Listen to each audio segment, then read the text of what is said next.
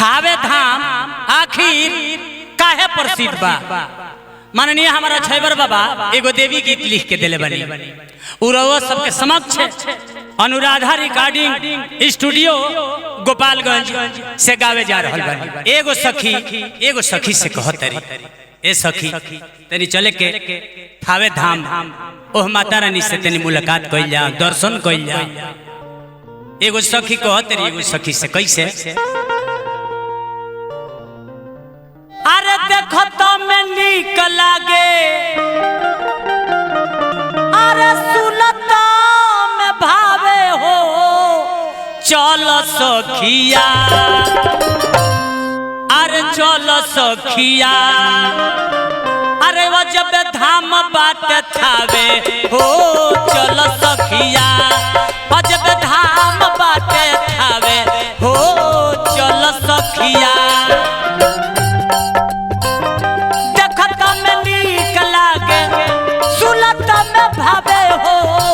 चलो सखिया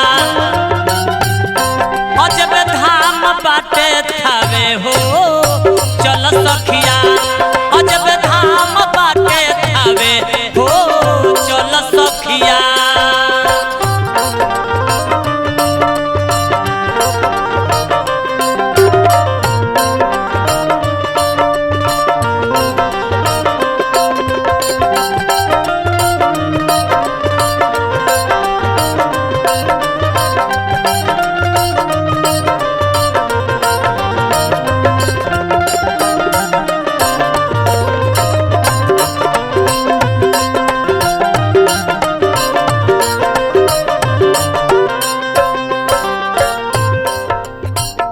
बन के भीतरिया बड़ुए माई के मंदिरिया,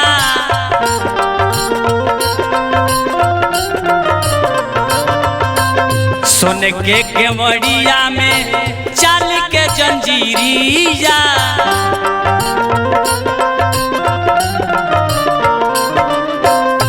बन के भीतरिया बड़ुए माई के मंदिरिया,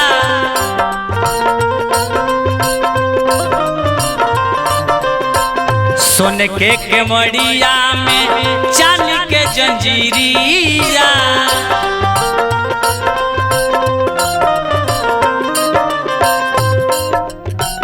फूल प्रसाद संगे अरे चुनरी चढ़ावे हो, चलो सखिया अजब धाम बाटे थावे हो, चलो सखिया अजब धाम बाटे थावे हो, चलो सखिया।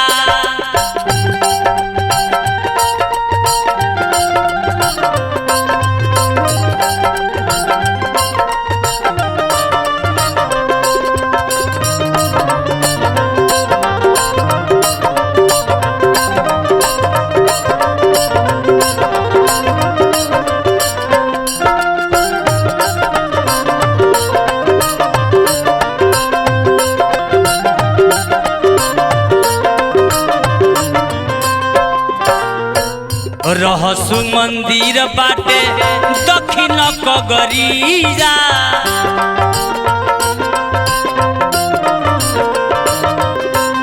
करत रहले बाबा जहाँ बाघ के दमरिया,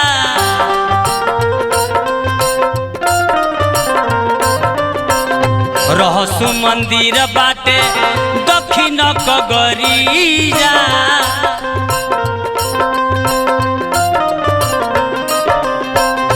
करत रहले बाबा जहाँ बाघ के दमरिया,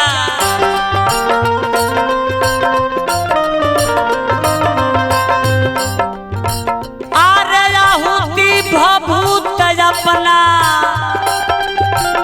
अरे लीला लगावे हो, चलो सखिया अजबे धाम बाटे थावे हो, चलो सखिया अजबे धाम बाटे थावे हो, चलो सखिया।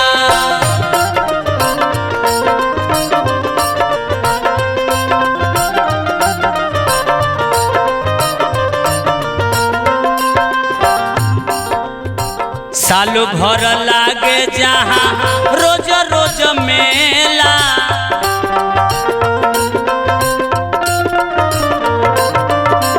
भीड़ बेसुमार होला लोगबा के रेला।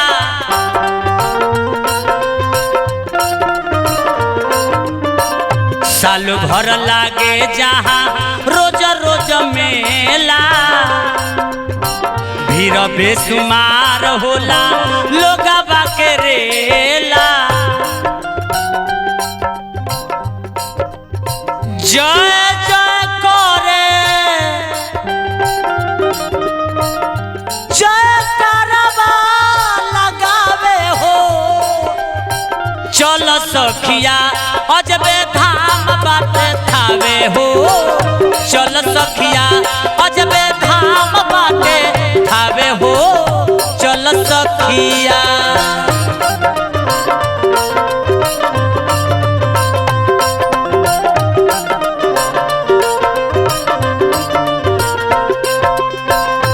बाबा छय बर थावे धाम के निवासी,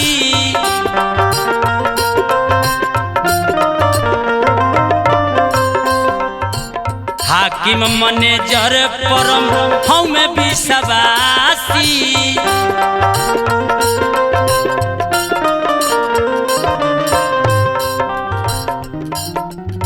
पाचारा पराती गीत अरे मिली जुल गावे हो, चल सखिया अजबे धाम बाटे थावे हो, चल सखिया अजबे धाम बाटे थावे हो, चल सखिया अजबे धाम बाटे थावे हो, चल सखिया अजबे धाम बाटे थावे हो, चल सखिया।